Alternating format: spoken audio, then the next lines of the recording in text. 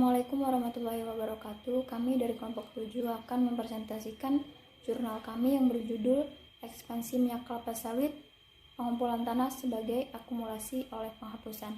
Baik, nama saya Rosma Dewi. Saya akan mereview sedikit mengenai jurnal ini. Sebagai salah satu komoditas fleksibel, minyak kelapa sawit melambangkan perampasan tanah dan menimbulkan pertanyaan teoritis yang menarik tentang apa yang terjadi pada agrarin lanskap dan masyarakat di pedesaan di seluruh dunia. Tidak mengherankan, respon terhadap ekspansi global melalui pernyataan negara, otoritas, dan kekuasaan terkadang merupakan suatu bentrokan dan protes keras. Lembaga non-pemerintah atau LSM telah mengorganisir akan melawan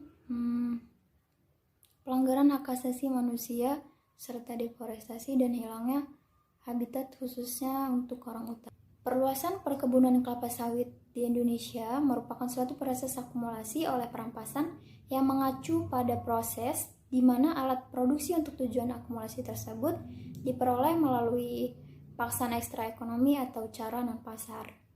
Dalam beberapa tahun terakhir, beberapa sarjana memberikan kritik dan teguran pedas terhadap perampasan tanah yang terjadi di Indonesia. Mereka mencatat bahwa Bank Dunia yang terletak paling baik untuk memverifikasi transaksi tanah mengklaim akan melakukan studi verifikasi untuk menentukan luas tanah yang diambil serta siapa saja yang berperan di dalamnya, serta menyusun database global dari transaksi yang diverifikasi.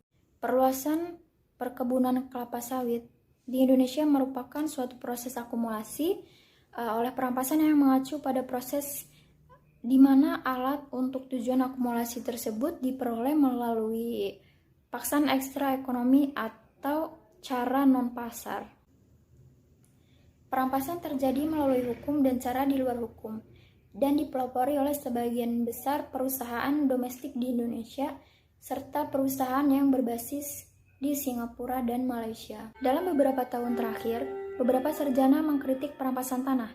Dalam kritik teguran pedas mereka mencatat bahwa Bank Dunia yang terletak paling baik untuk memverifikasi transaksi tanah mengklaim akan melakukan studi verifikasi untuk menentukan luas tanah yang diambil dan siapa saja yang terlibat di dalamnya serta menyusun database global dari transaksi yang akan diverifikasi. Baik, untuk materi selanjutnya yaitu grapeland sebagai akumulasi oleh disposisi. Konsep teoritis yang paling resonan untuk memahami skala besar transformasi sosial yang dipicu oleh perampasan tanah adalah milik David Harvey. Akumulasi oleh perampasan atau ABD memperbarui analisis Marx akumulasi primitif, menekankan relevansinya tidak hanya untuk sejarah keadaan selama lampiran abad ke-16 di Inggris, tetapi juga untuk kapitalisme abad ke-20 dan 21. Oleh karena itu, pada bagian ini saya berpendapat bahwa ABD adalah konsep terbaik untuk memahami proses pengambil alihan ekonomi ekstra dari produksi diwakili oleh perampasan tanah di Indonesia dan di tempat lain. Dan pada saat yang sama, berbeda dengan beberapa klaim neoliberal, saya berpendapat demikian penting bahwa ABD menangani tidak hanya peran keuangan global, tetapi juga tindakan korporasi dalam hubungannya dengan aktor negara dalam negeri di Indonesia.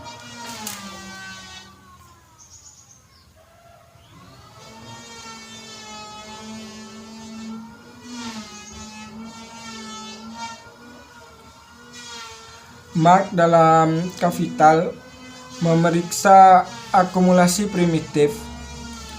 Marx dalam Kapital memeriksa akumulasi primitif sebagai suatu histori proses yang terkait dengan lampiran di Inggris. Untuk Marx, pemisahan yang jelas antara pekerja dari semua properti adalah definisi untuk akumulasi primitif.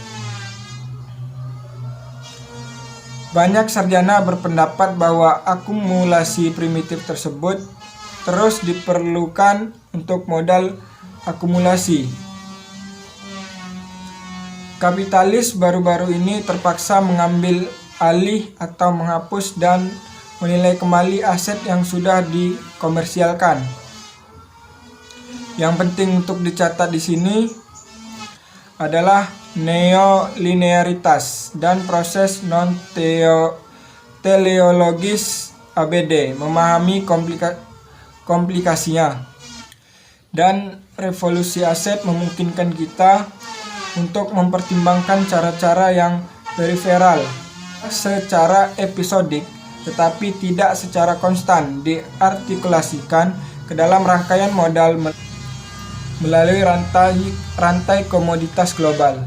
Mata pencaharian dan ekologi di daerah pinggiran lebih dipengaruhi oleh siklus akinasi berikutnya. Ada sedikit ruang bagi orang-orang yang disebut bermanuver.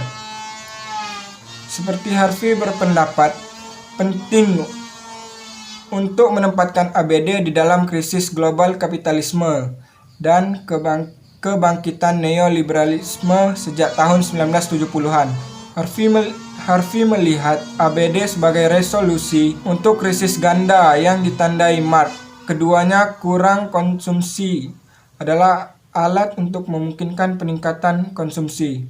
Tidak hanya kredit konsumen, tetapi juga akses ke input yang lebih murah untuk memungkinkan komoditas yang lebih murah. Baik, bismillahirrahmanirrahim. Di sini saya akan meneruskan materi yang sudah dijelaskan oleh rekan-rekan tadi. Selanjutnya, untuk memperluas perkebunan monokultur kelapa sawit yang bergabung dalam jangka panjang menjadi transformasi makrohistoris lanskap sosial alam Indonesia. Transportasi lanskap melibatkan perubahan ekologi secara permanen dan mengurangi lebih banyak mata pencaharian daripada meningkatkan. Karena secara khusus perkebunan kelapa sawit memperluas lebih banyak dari 5% dari total luas tanah Indonesia atau lebih dari 7% dari nasional wilayah hutan yang diklaim berada di bawah wewenang dan yurisdiksi Departemen Kehutanan. Selanjutnya, dalam menerapkan ABD ke Indonesia, dengan kata lain, kita perlu membuat sejarahnya.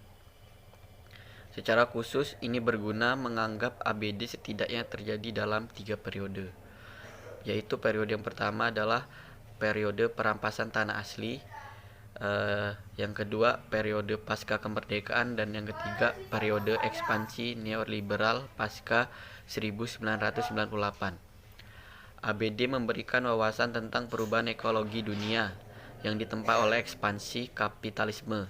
Dengan kata lain, ABD dimulai di Indonesia selama periode Belanda, merkantilisme, dan memperdalam ketika negara kolonial Belanda mengambil alih daerah yang dijuluki oleh Hindia Timur.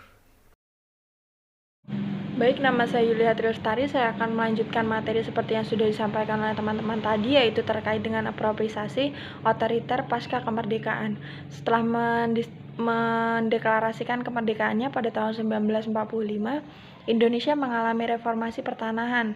Masyarakat pada saat itu sudah mulai memobilisasi masyarakat pedesaan untuk melakukan tindakan sepihak, yaitu dengan tujuan untuk mendistribusikan kembali lahan luas yang dikontrol oleh pemerintah dan pihak swasta, yang kedua untuk meningkatkan produktivitas, dan yang ketiga untuk menyediakan kredit. Kemenangan kejam pada masa Orde Baru tahun 1965 mengantarkan 3 adik diktatoran pada masa pemerintahan Soeharto dan bukan menerapkan sistem agraria, melainkan hukum kehutanan dan Undang-Undang Dasar 1945. Yang intinya pemerintah menganggap bahwa tanah dan air yang ada di wilayah Indonesia digunakan untuk kepentingan masyarakat. Indonesia menggunakan kekuasaannya untuk membuka sebagian besar lahan perhutanan untuk perusahaan pada masa Orde Baru. Meskipun produksi minyak terus meningkat selama dua kali lipat selama 10 tahun sekali, itu tidak menunjukkan adanya pertumbuhan. Meningkatnya permintaan minyak kelapa sawit ini membuat pedesaan yang ada di Indonesia bertransformasi menjadi perkebunan. Peningkatan permintaan yang tinggi ini didasari oleh harga yang cenderung murah dan kebijakan produksi yang cenderung agresif dan didorong oleh Bank Dunia. Perkebunan mulai tumbuh pada tahun 1980-an. Ini faktor yang melatar belakangnya adalah perusahaan dapat menyewa tanah selama 25 tahun. Perkebunan kelapa sawit menjadi sasaran dari Bank Dunia karena dianggap dapat mengentaskan kemiskinan di Indonesia. Sekian dari saya, terima kasih. Baiklah, di sini saya akan menjelaskan tentang ekspansi dan akumulasi kelapa sawit Indonesia oleh perampasan. Pertama, skala dan laju ekspansi perkebunan kelapa sawit telah meningkat. Kedua, pangsa perkebunan milik pribadi meningkat karena pertumbuhan. Ketiga, pembagian tanah antara apa yang disebut neoklis dan plasma petani kecil telah terbalik. Perlu dicatat bahwa investasi dan kemitraan publik swasta dari periode neoliberal mendorong akumulasi dengan perampasan lebih lanjut daripada selama periode otoriter. Untuk petani kecil, pengaturan ini tentu menjadi lebih buruk daripada pengaturan NEIS selama periode sebelumnya.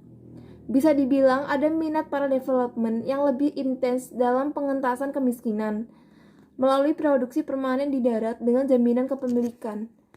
Sikap terbuka menuju investasi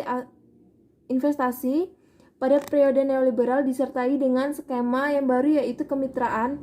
Dalam skema ini perusahaan harus mengalokasikan pada setidaknya 20% dari area konsesi untuk masyarakat lokal melalui plasma atau skema perkebunan lainnya. Lalu urutan ganda dan tidak ditentukan di tanggapan untuk ABD. Ada beberapa urutan reaksi yang ada dan mungkin untuk instruksi perkebunan kelapa sawit skala besar menjadi sosio-alami dan politis bentang alam Indonesia.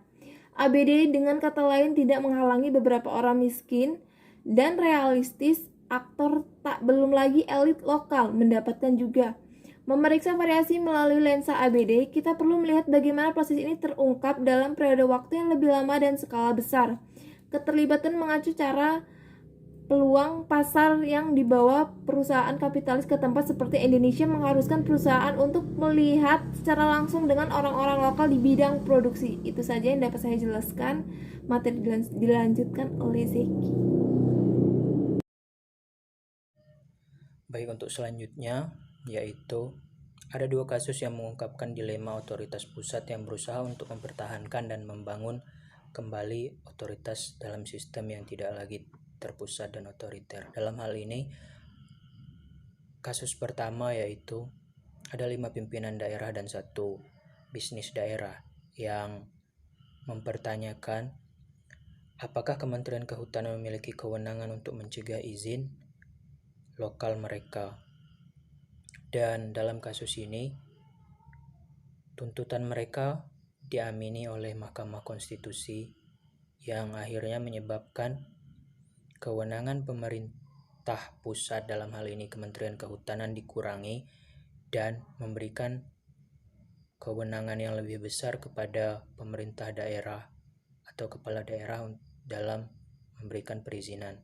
Kasus yang kedua yaitu alih-alih melawan pemerintah daerah untuk mengembalikan kewenangan mereka, Kementerian Kehutanan justru mencanangkan peraturan baru untuk mengembalikan kewenangan mereka. Dan hal ini didukung oleh Wahana Lingkungan Hidup Indonesia yang menyatakan mereka memberikan surat kritikan dan membeberkan data bahwa dari 26 juta hektar perusahaan sawit yang telah beroperasi, 9 juta diantaranya tidak berprosedur sebagaimana mestinya. Hal ini menunjukkan bahwa pemerintah pusat harus segera membenahi aturan yang sebelumnya. Dan untuk selanjutnya yaitu karena akumulasi melalui perampasan telah berkembang dan telah mengambil bentuk yang neoliberal dalam 15 tahun terakhir, jalur akomodasi untuk pertanian perlahan-lahan ditutup, dan hal ini